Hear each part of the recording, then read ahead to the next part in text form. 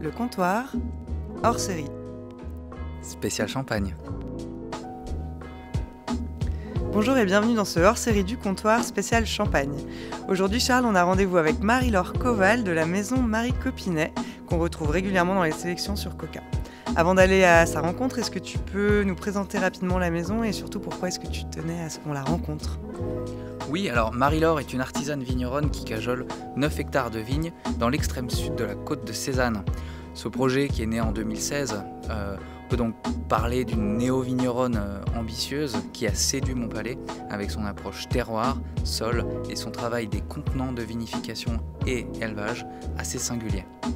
Aussi, je dois dire être un grand fan des vins tranquilles que l'on appelle coteaux champenois, et Marie en produit de superbes.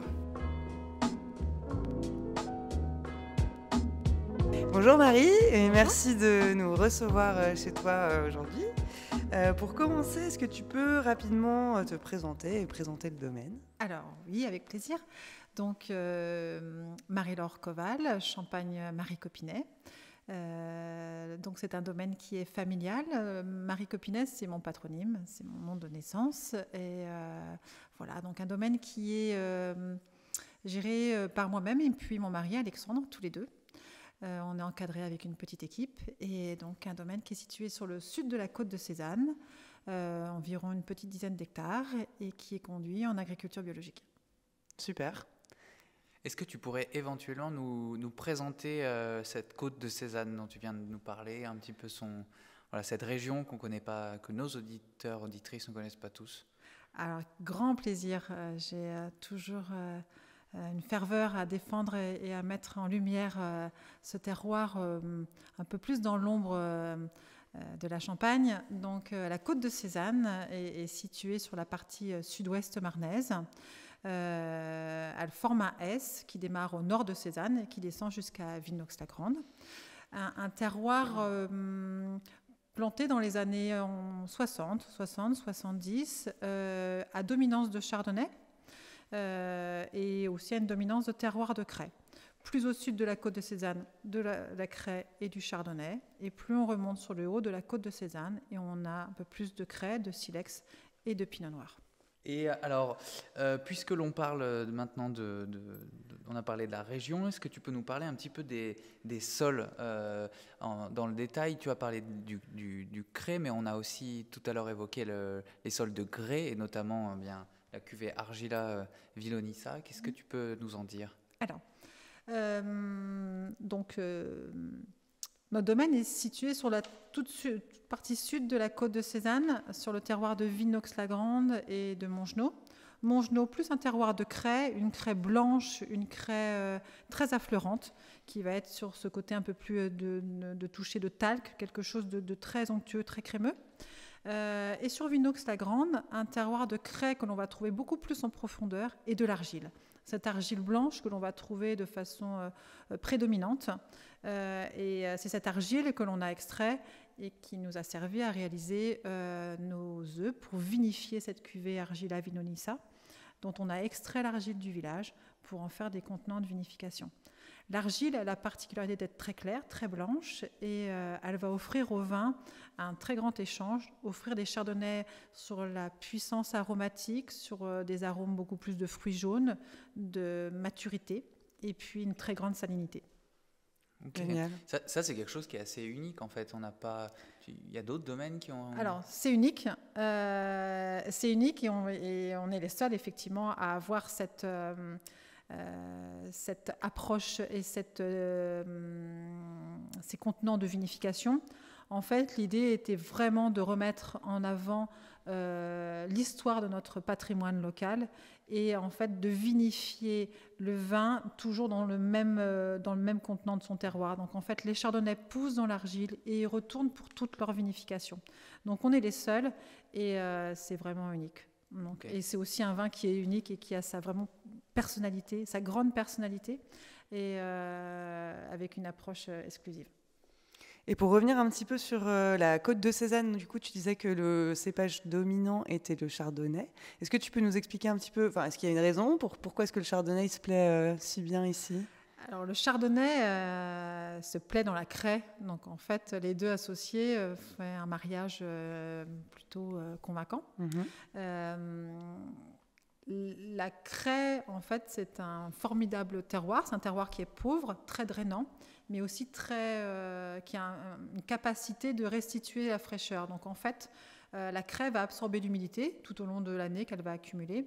Et quand la plante, et en l'occurrence le chardonnay, a besoin de cette humidité ou de cette fraîcheur en période chaude l'été, la craie, par capillarité, va remonter et va redonner toute cette humidité à la plante. Donc en fait, ça va donner des chardonnays vraiment crémeux, onctueux et très frais sur des notes fraîches de fleurs blanches. Donc les deux associés fonctionnent très bien. Magnifique. Et vous avez aussi des vignes dans la vallée de la Marne, il me semble, avec des pinots meuniers. Oui. Est-ce qu'on peut en discuter un petit peu ? On va pas aller se balader dans la vallée de la Marne pour cette fois, donc si vous pouvez juste nous parler un petit peu du cépage.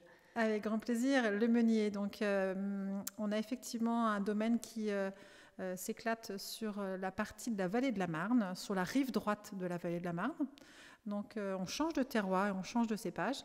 Sur cette rive droite de la vallée de la Marne, on va être sur un terroir d'argile verte. Et là, on change aussi d'argile, sur des argiles très vertes qui vont être plus fraîches, qui vont donner des terroirs plus frais, plus humides, et donner des meuniers très croquants et vraiment aussi sur ce côté très primaire du fruit. Donc des meuniers tout en gourmandise. Ok.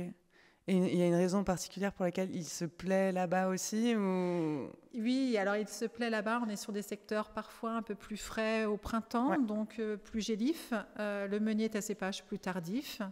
C'est un cépage avec beaucoup d'atouts, des petites productions, des petites grappes, des maturités plus tardives, un débourrement aussi plus tardif. Donc quand on a des gelées de printemps, eh bien, le meunier a souvent un peu de retard. Donc ça permet d'assurer des plus belles récoltes. Et puis un terroir effectivement plus propice au meunier qui aime, il n'aime pas l'excès le meunier, donc il aime que tout se passe tranquillement et doucement. Donc c'est des terroirs qui lui sont parfaits. Ok. Alors moi j'ai une dernière question un peu plus personnelle. Tout à l'heure tu nous expliquais que tu as repris donc un domaine qui est finalement familial. Tu étais la deuxième génération et donc c'est pas toujours évident de reprendre derrière les parents, mais on voit dans l'évolution du style des vinifications, du style des étiquettes et de la dégustation bien sûr qu'il y a eu beaucoup de changements. Est-ce que tu peux rapidement nous parler un petit peu de cette transition et de ce que tu en penses ? Alors, effectivement, je suis la deuxième génération. Une première génération, mes parents, qui ont tout créé, tout construit, qui ont, on va dire, été des bâtisseurs, qui ont aussi insufflé dès le début, en fait, dès leur première vinification et leur première vendange, ils ont eu l'envie de vinifier et de mettre en bouteille. Et ils ont insufflé leur propre style. Pour moi, en tant que deuxième génération, c'était important d'apporter une autre voie, une orientation complémentaire, ne pas oublier ce qui a été fait, mais en y apportant une ligne complémentaire. Et Alexandre et moi, on a décidé plutôt d'aller sur une voie avec un développement du domaine sur des vinifications plus personnalisées, plus poussées, je dirais pas plus abouties, mais avec une recherche permanente d'une qualité beaucoup plus importante, beaucoup plus élaborée, tout en gardant le style Copinet. C'est important de garder ce qui a fait l'histoire notre histoire, mais d'aller sur une voie qui pour nous est bien évidemment beaucoup plus écologique, plus environnementale, mais ce n'est pas dénigrer ce qui a été fait, c'est juste aller apporter une pierre et construire une complémentarité. Ouais, continuer de construire un petit peu. Continuer de construire, c'est l'histoire. important. Ouais. Continuer de construire et puis aussi de continuer cette passion et aussi, je pense qu'on ne fait pas un travail, enfin on fait bien évidemment un travail, mais au-delà de ça, il y a quelque chose qui nous anime au quotidien, c'est bien évidemment d'élaborer un produit toujours plus beau, et de plus en plus pur et précis. Mmh. Super. Moi, j'ai une dernière petite question un peu plus technique pour expliquer aux auditeurs et aux auditrices comment ça se passe, comment on fait du champagne en fait. Et il y a deux termes sur lesquels j'aimerais bien que tu reviennes, c'est le vieillissement sur latte et le remuage. Est-ce que tu peux expliquer un petit peu en quoi ça consiste ? Le vieillissement sur latte, Le champagne, c'est une élaboration avec des étapes un peu plus importantes que sur un vin dit tranquille. Le vin sur latte et le vieillissement sur latte, lorsque l'on va réaliser la seconde fermentation alcoolique en bouteille, ce qu'on appelle la prise de mousse, qui va apporter l'effervescence au vin, on va bien évidemment faire cette prise de mousse en bouteille et laisser vieillir le vin pendant 2 ans, 3 ans, 4 ans ou plus, le temps après que le vigneron souhaite donner à son vin, mais avec un minimum. Et ce temps sur latte, c'est le temps où le vin va vieillir avec sa lie, son dépôt, et il va prendre son temps, le vieillissement. Donc le vin sur latte, c'est le vin qui va vieillir avec sa lie tout le temps en cave. Et après, cette lie, il va falloir, ce dépôt, l'enlever. Donc on va faire le remuage. Et le remuage va permettre de descendre délicatement le dépôt dans le goulot, dans le col de la bouteille, pour pouvoir après l'expulser avec le dégorgement. Donc on met les bouteilles un petit peu à la verticale. On va mettre les bouteilles, on va gentiment, on va dire un peu les bercer de droite à gauche.